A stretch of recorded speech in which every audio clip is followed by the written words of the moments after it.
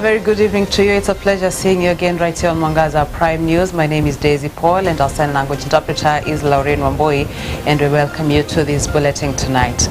Now, People's Liberation Party leader Martha Karua has called upon EAC and SADC to stand in the gap of protecting human from oppressive leadership in Africa, curtailing freedom of expression. And speaking in Jumuiya Conference Center in Limuru during the National People's Convention meeting, Karua said it is the highest time for East Africa people to redeem power where they have the mandate to demand good leadership. Karua said oppressive leadership, mostly in East Africa countries, have been a norm, where she condemned Tanzanian President Samia Suluhu for harassing her political opponents. We know Kenya is at crossroads. We have a constitution, but we have leadership that behaves like they are not accountable to anyone.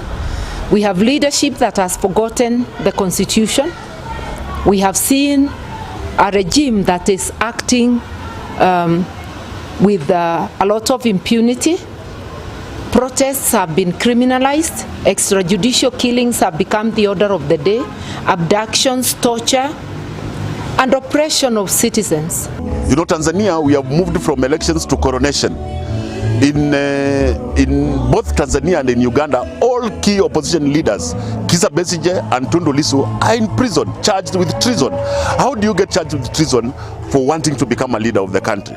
So Kenya, we have seen that our president, or the president now, is busy killing the opposition. He has killed the parliament, he has killed the judiciary, he has basically collapsed political opposition.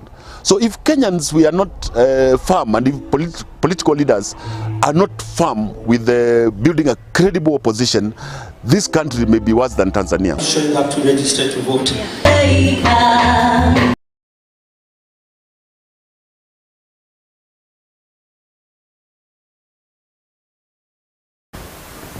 Now, Kenya Revenue Authority now says that the number of intercepted smuggled products through the Lake Victoria has risen as more corrupt small-scale traders resort to smuggling products through the lake.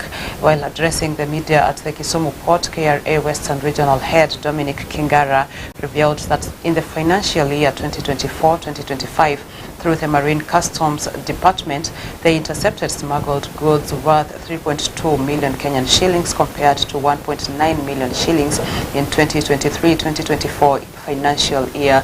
The Western Region KRA boss said that even though authority has heightened anti-smuggling campaigns and surveillance, the goods smuggled generally emanate from the ESA countries, and the vastness of Lake Victoria poses a challenge in adequately preventing the vice. Some of the goods we intercept are actually mostly originating from the East African community countries. Now the message is this: the East African community, we do not have duty paid between the countries of East Africa.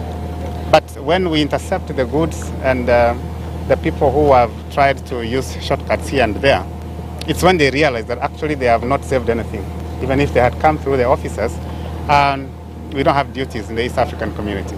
It's only the VAT, the excise duty, and some few levies here and there, but duty as a tax head, we do not charge that. So the message out there is that members of the public, they don't need to go through the shortcuts. In the last financial year, 23-24, we intercepted goods worth 1.9 million shillings. And that is for small traders, the ones who, for one reason or another, want to use the shortcuts using the fisher boats. That's where we have one of the challenges. But most of it is prevented. However, in the subsequent year, which just ended this June, they were intercepted more goods. That was worth 3.2 million shillings. So you can see there's an increase from 1.9 to 3.2. And we hope now in the subsequent years, we'll increase the rate of interception. But the key thing is prevention and deterrence, so that it doesn't happen. We don't want that to happen in the first place.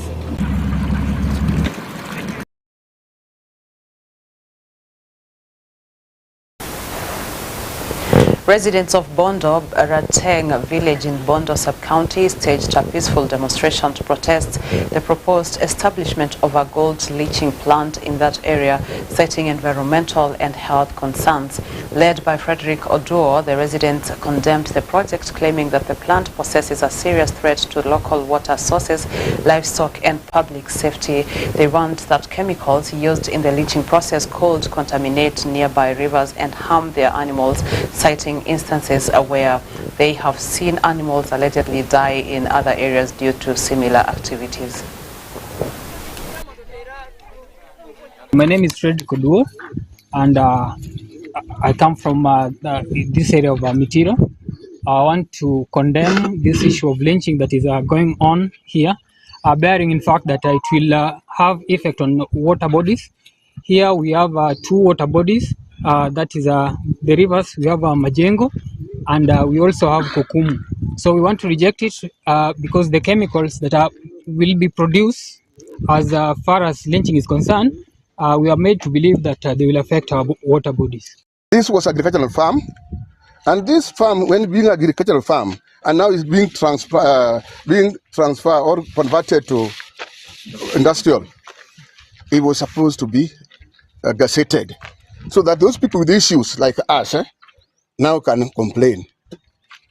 We were not given anything like that, and we don't have the documentation there.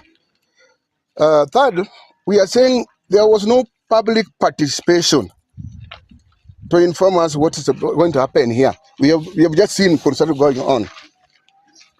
Fourth, we are saying this is chemical plant, and therefore in the board they've listed engineers, whatever. We expect a name of a chemical engineer which approves what is going to be here and even to oversee the chemical process.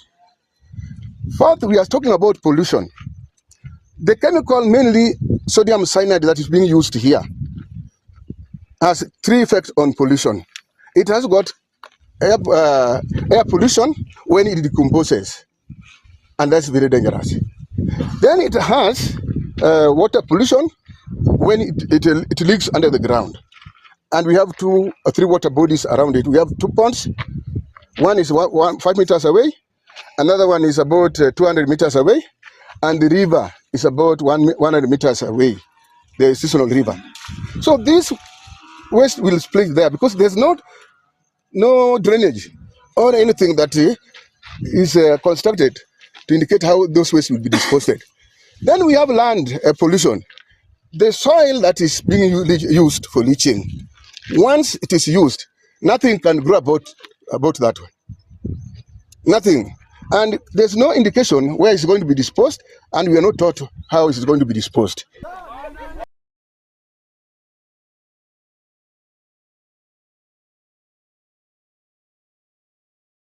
Health officials in Kitui County have been strongly warned against getting involved in the theft of medicines and medical equipment from public hospitals in the county. And speaking after receiving drugs worth 69.9 million Kenyan shillings, the CEC in the Ministry of Health in Kitui, Aggrey Kamba, said that there are some health officers in the county who have been dismissed and others have been prosecuted for stealing drugs from the hospitals. Hizi madawa tunapata kwa hii hospitali na zile hospitali zingine tumehakikisha kwanza hakuna wizi ya dawa. Kitu ya kwanza tumeweka ile mikakati. Kwanza kitu ya kwanza tumehamasisha wafanyikazi wetu ndio wakuwe watu wa kwanza kuzuia hii dawa, because hizi dawa zinasaidia watu wao. Utapata kama ni daktari anafanya, kama ni Migwani, labda kwao ni hapo karibu, ni baba yake, ni mama yake, ni sister yake anakuja kutritiwa na hizi dawa. So kitu ya kwanza tumeongea na wafanyikazi wetu sana. Kitu ya pili tumeweka mikakati ingine. Like now ile program tunaendelea nayo ni kuweka mitambo katika kila facility. Out of the 326 tuweke computer systems. Already tumeweka hardware kwa hospitali zetu tumeweka hiyo mitambo. So ile kitu nao tumefika ile level ya kuweka mtambo hakuna kupatiana dawa bila mtambo. Tutakuwa tunapatiana through computer. Ndio kila siku tukiwa kama mimi kama chief officer nikiwa kwa ofisi yangu naweza kujua zile dawa zimepatianwa katika kaunti yetu. Na unajua wakati mwingine kuna some of the staff wetu wanaweza kuwa wamefanya makosa. Kama tukipata mtu amefanya makosa ya dawa, tunampitisha through the disciplinary process. Ile unapitia, kama ni kusimamishwa job, unafutwa kazi. Kwa sababu kwa serikali kuna ile mpango inafuatiliwa. So kwa hiyo tunafanyanga hivyo, na kuna watu also tumeshika na tumewapeleka mbele, wengine wamesimamishwa kazi, wengine wameenda nyumbani.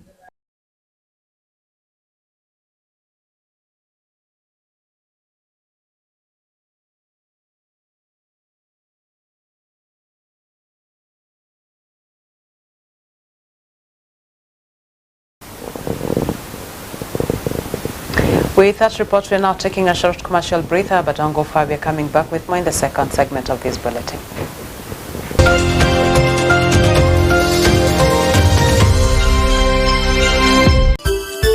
Unatazama Mwangaza TV, tumaini lako.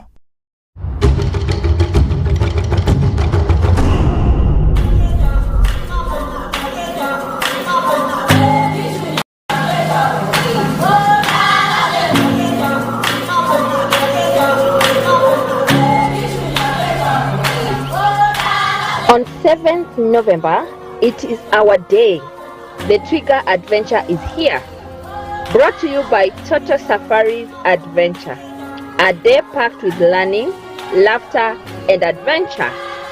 We'll start our morning at the Giraffe Center, up close and personal with the friendly giraffe.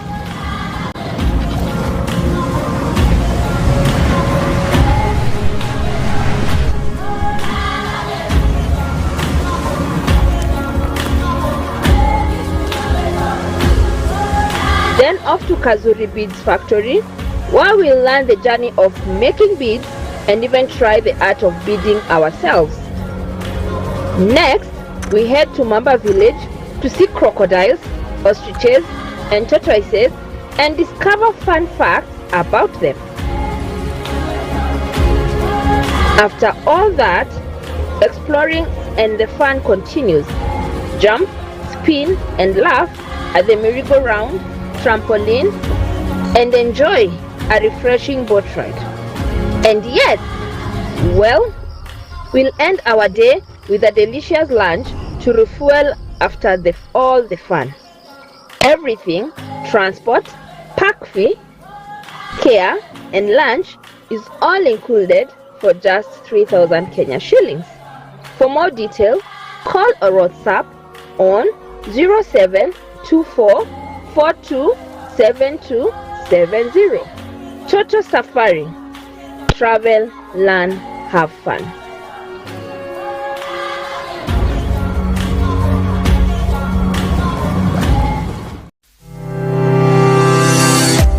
Kemuma Engineering Systems tumetambulika kwa uuzaji wa vyombo na vifaa vya usalama kama vile CCTV, intruder alarm systems, electrical fencing, razor wire, intercom systems, access control systems, automatic gates, general electricals, fire and smoke alarm system, na fire extinguishers, solar panels, batteries, inverters, na charger controllers. Tutembelee leo. Duka zetu ziko Nairobi, junction ya Kamae Road na Gaberon Road. Duka la pili, Nyandarua House, orofa la pili, room 204, Pwani Guest House, na Mark Plaza Kasarani, opposite Kasarani Police Station. Tupigie simu 0793 949494 au 0793 494949 au 0758 121212. Kemuma Engineering Systems. We mind your security. Businessmen, businesswomen, entrepreneurs, shepreneurs, mothers, fathers, students, and all our loyal Mwangaza TV viewers, get ready for the business spotlight. We are bringing to you success stories behind every business. Want to know why these businessmen started, when they took the leap and how they've been thriving so far.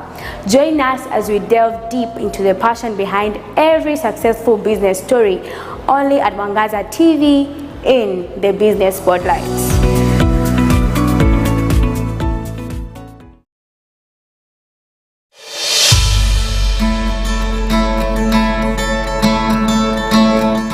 Karibu ndani ya Ijumaa njema na Esther Shiko. Tunaanzisha wikendi yako mapema kwa burudani motomoto, mafunzo na mawaidha kutoka kwa wataalamu mbalimbali, aswa kwa vijana. Asante aje seriously. Upeana zile mistari pale. Kwa vijana siri ni kujituma mapema. Na tunakujulisha kuhusu matukio mbalimbali ya kimziki, kimtindo, kielimu na kimaisha. Wacha tuwe real. We be real kwa watoto wetu ili tuwasaidie. Friday si Friday pasipo na Esther Shiko. You are fantastic. Ni Ijumaa njema kila siku ya Ijumaa kuanzia saa 1 hadi saa 3, naye Esther Shiko papa hapa kwenye runinga ya Mwangaza. Usikose kutazama.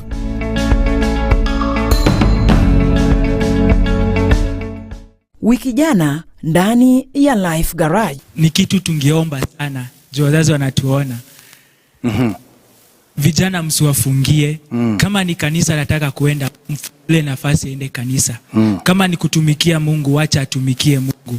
Juu unapata mwingine anajaribu kutumikia Mungu ana frutwa nyuma. A Christian Gen Z is a young person who wants to be heard without judgment. The only country in the world whose national flag features an open Bible as its center ni gani?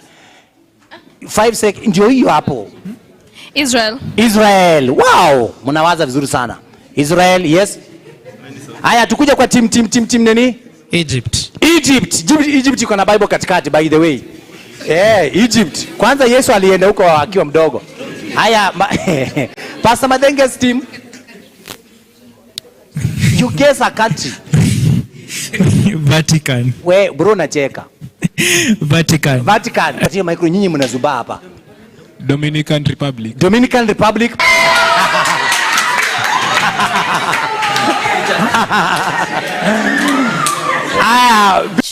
Na wiki hii Todugai noe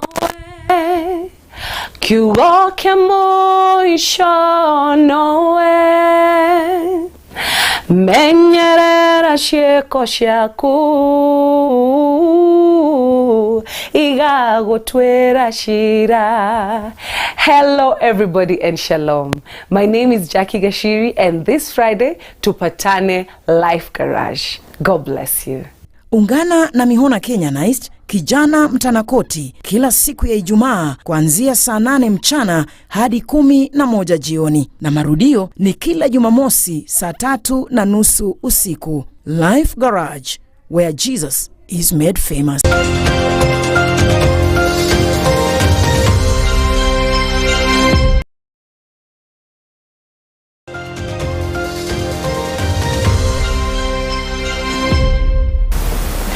Welcome back. Laikipia East's Member of Parliament Mwangi Kionjori has said that the Mount Kenya region will be behind President William Ruto in the 2027 general elections.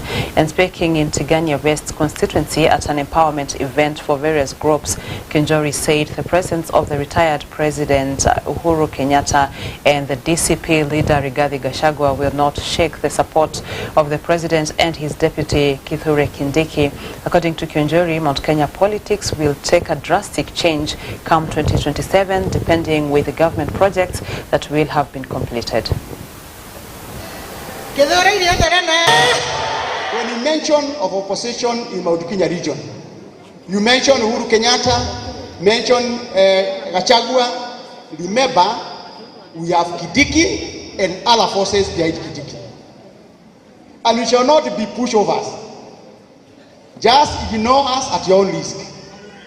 It will be battleground. And I want to assure you, we are ahead of you. Because for us, we have an agenda. We promised and we are fulfilling our promises. We have something to lay on the table. And we shall ask you very tough questions. What you did when you are in power, what you intend to do for these people of Kiajai, these people of Meru, and the whole Republic of Kenya. You can have your day-to-day, you can talk about this government, all the use about this government. Lakini remember, days are coming when what we promised, you now become out there for every Kenyan to see. Na hiyo ndio itakuwa siasa ya mwaka ujao. Serikali tutawekelea maneno yetu na nyinyi muwekelee matusi yenu kwa meza, tuone kati ya matusi na kazi Wakenya watachagua nini. Kwa hivyo unaweza tutaganya sisi, lakini muda yako inayoyoma. Hapa Mount Kenya region, we have a leader ambaye ni Kidiki na tuko nyuma yake na tutapigana na hawa watu mpaka mwisho yao. Tunapoelekea mbele, tusisahau Mheshimiwa Rais ambaye alikuja hapa akasema atashikana na sisi, ametusaidia. Tumejenga nyumba kama hii. Hii ni pesa ya serikali, si pesa ya mtunga. Hii ni pesa ya serikali. Na hii pesa ni yeye amesimamia. Ametusaidia, hajatusaidia. Ni wangapi wanasema watasaidiwa? Che kunge mija munene na ndo watoteria loi. Number 2. Tukikasahau hatukuwa na stima. Na sasa tuko na stima.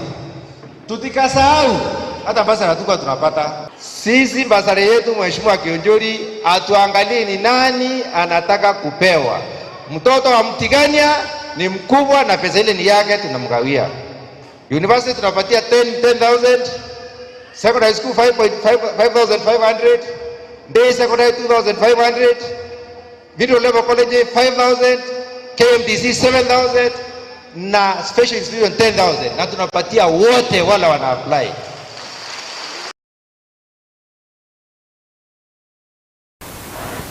Kenya tourism sector is banking on cruise tourism to achieve its 5 million international tourists target by 2027.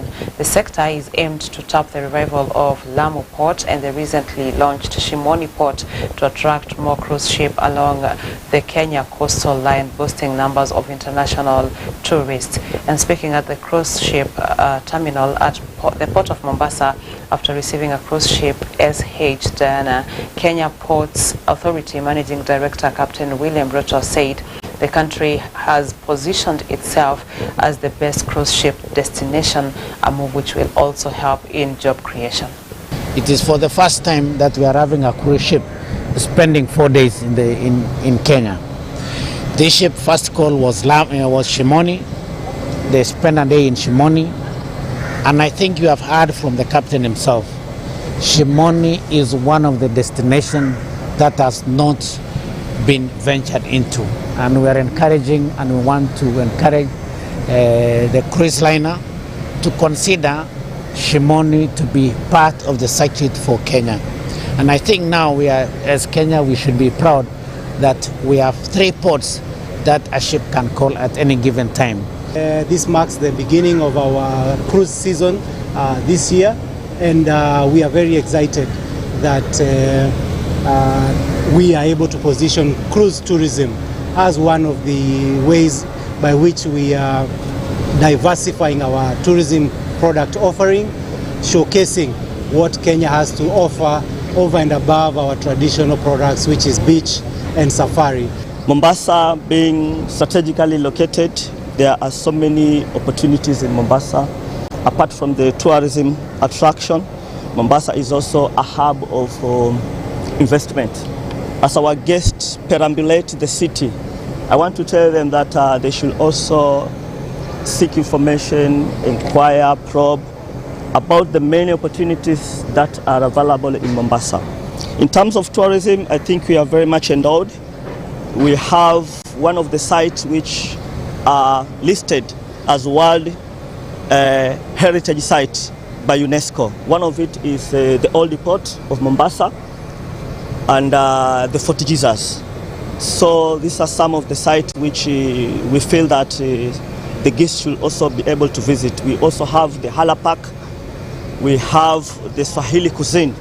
Make sure that you taste the Swahili food which is very, very delicious. To be honest, our guests who went out yesterday, some of them went to the safari, some of them some other excursions, and the feedback was extremely good. They are very happy.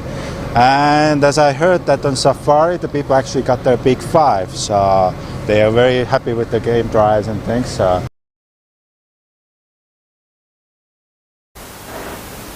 That report brings us to the end of our bulletin tonight. Many thanks for staying with us, and thank you to everyone who has made this a success. My name is Daisy Paul, and our sign language interpreter is Lorraine Romboi. And on behalf of the entire team, we're wishing you a good night.